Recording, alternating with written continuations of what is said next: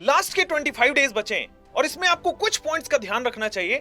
यही सारे पॉइंट्स हैं जिससे आप सिलेक्शन के करीब जा सकते हैं और अगर कुछ गलतियां करेंगे तो शायद आप सिलेक्शन से दूर हो सकते हैं। और हमारी पूरी भरपूर कोशिश रहती है कि आप सब लोग सिलेक्शन के पास जाएं और वो सारी पॉइंट्स अभी हम डिस्कस करने वाले हैं।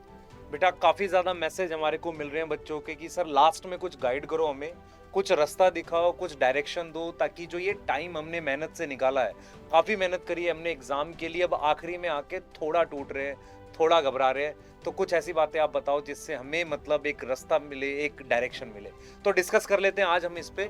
हमने कुछ पॉइंट्स डिस्कस किया है इस वीडियो में और जो जनरल बच्चों का आ रहा है तो हम वो सारे पॉइंट्स बच्चों को दिखा देते हैं और छोटी वीडियो रखेंगे, छोटी मतलब कम में बात खत्म करेंगे ताकि हम टू द पॉइंट बात कर सकें और आपके कुछ बेनिफिट की बात करने वाले हैं। तो जो आप पीछे देख पा रहे हो ये वो पॉइंट्स हैं जो आपके अराउंड घूम रहे हैं, हमारे अराउंड घूम रहे हैं, हम सबके अराउंड घूम रहे हैं।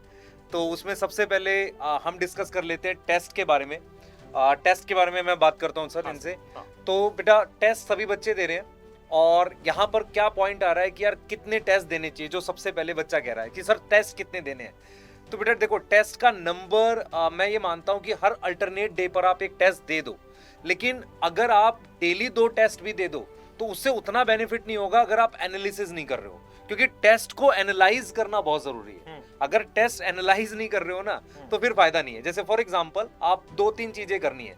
सबसे पहले टेस्ट को फिक्स टाइम पर देना है और आपको टेस्ट के बीच में उठ के नहीं जाना कहीं पर, आपको टेस्ट को OMR पर देना। ये 3 चीजें तो आप कर लो पहले। उसके साथ टेस्ट खत्म होने के बाद आपको क्या होता है, आलस हो जाता है कि यार छोड़ो बाद में एनालिसिस करेंगे। ये सारे बच्चों के साथ हो रहा है। तो आपने एनालिसिस क्या करनी है, तुरंत करनी है और तुरंत अपने वीक टॉपिक आइडेंटिफाई करने हैं। तो मैं आपसे कहूंगा कि यहां से आप 30 टेस्ट दे दो, लेकिन अगर आप 20 अच्छे टेस्ट दो या 18 अच्छे टेस्ट दो पर एनालिसिस के साथ दो, उसमें आप ज्यादा फुल सिलेबस दे सकते हो, पार्ट टेस्ट दे सकते हो, दोनों, पर कम से कम भी मेरे हिसाब से 10 फुल सिलेबस तो आपने देने चाहिए। तो ये चीज है। जैसे कल रात में सर हम लोग डिस्कस कर रहे थे कि एक बच्चा है जिसके 680 आए। अब उसने एनालिसिस किया कि मेरे 40 नंबर कटे कहां। अब वो अगले टेस्ट में जाने से पहले 40 नंबर को और स्ट्रॉन्ग करके जाएगा। इस तरह से स्टेप बाय स्टेप इंप्रूवमेंट होगा। मान लो आपके 500 नंबर आ रहे हैं, लेकिन आपको पता तो होना चाहिए कि बाकी नंबर कटे कहां, ताकि उस पे आप वर्क कर पाओ। Analysis is very important. और एक चीज और मैं बोलता हूँ बेटा, अपने टेस्ट के मार्क्स को अपने सिलेक्शन का पैटर्न मत बनाने लगा करो। आप में से कुछ बच्चों के मान लो 500 आ जाते हैं, फिर 480 आ जाते हैं, उनको ऐसे लगता है यार अब नहीं होगा। तो ये कोई पैटर्न नहीं है। आप सिर्फ अपनी टेस्ट के मार्क्स को देखकर ये सोचा करो मैंने पूरे साल मेहनत करी है, मेरा सिलेक्शन जरूर होगा, अब मुझे सिर्फ गलती आइडेंटिफाई करनी है, उसको कोई पैटर्न मत बनाओ। बिल्कुल। अच्छा, दूसरा जो बच्चों का जनरल आ रहा है कि सर कुछ चैप्टर अभी भी रह गए या कोई यूनिट अभी भी रह गया है ना, तो उनको कंप्लीट करने का एक बहुत 2 तरीका बताऊंगा। एक छोटा सा तरीका है, अगर मान लो कोई बड़ा सा यूनिट रह गया है तो एक छोटा सा काम करो कि PYQ जाओ, देखो कि किन टॉपिक से जनरली क्वेश्चंस बनते हैं और क्वेश्चन फ्रेमिंग का तरीका क्या है एग्जामिनर का, और आप उन्हीं टॉपिक्स को ज्यादा फोकस करके पढ़ो। तो वो यूनिट भी कंप्लीट होगा और सिलेबस कंप्लीशन पे भी आएगा। अब आप चाहोगे कि 10 लेक्चर का टॉपिक है 10 लेक्चर दे, अब टाइम नहीं है।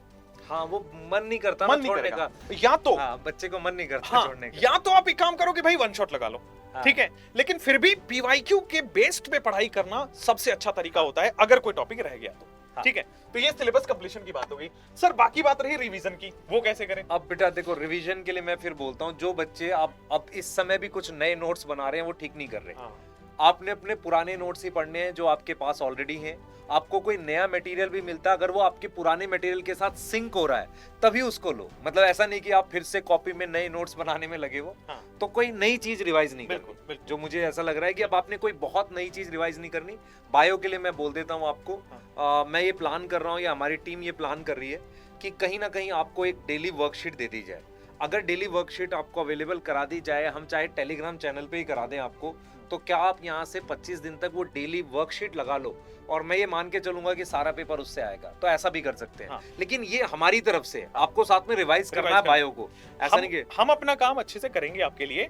तो जैसे सर बायो में कर रहे हैं ना, सिमिलरली केमिस्ट्री में भी वो प्लान है और सेम फिजिक्स में भी वो प्लान है। तो हम सारा आपको करके देंगे अगले आने वाले दिनों में। वो एक सेपरेट वीडियो में हम बता देंगे बच्चों को, है ना।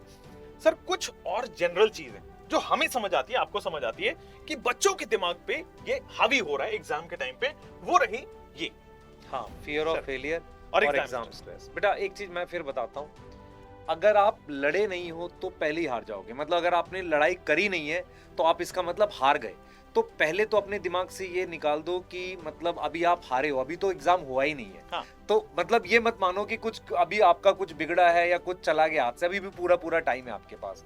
स्ट्रेस सबको होता है और मेरे हिसाब से शायद हमें भी होता था और आपको भी हो रहा, हर एक बच्चे को हो रहा होता है जब उस एग्जाम में होता है।